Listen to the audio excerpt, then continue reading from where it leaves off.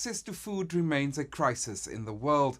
According to the United Nations Food and Agriculture Organization, getting much needed food to the most vulnerable countries is a challenge and will continue to be so in the future. Lower world prices generally reflect better availability at the global level.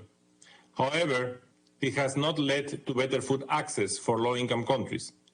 This is due to several factors, including the high cost of processing and transportation, logistics, and the depreciation of the currencies against the US dollar. The rising cost of fertilizer on the global market is cited as another concern and could affect the price of some staple foods in 2023.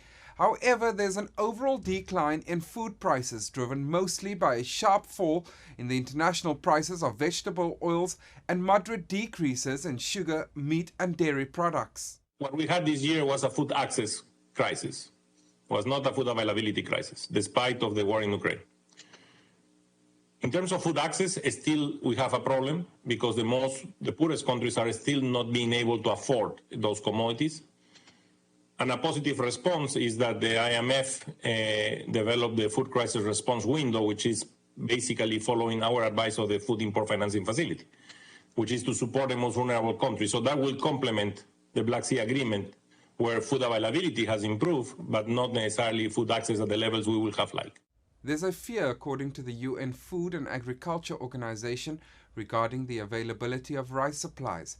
This is not only as a result of high fertilizer costs, but also a concern of weather conditions in Pakistan, the fourth largest exporter of rice in the world. It's important to understand that the level of prices was already increasing before even the Ukraine war, because of the different issues of the recovery of COVID-19.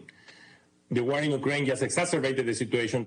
The organization says, well, in the last few months, there have been an overall increase in food availability. The crisis is food access, and this will only escalate in 2023. Jody Jacobs, CGTN, New York.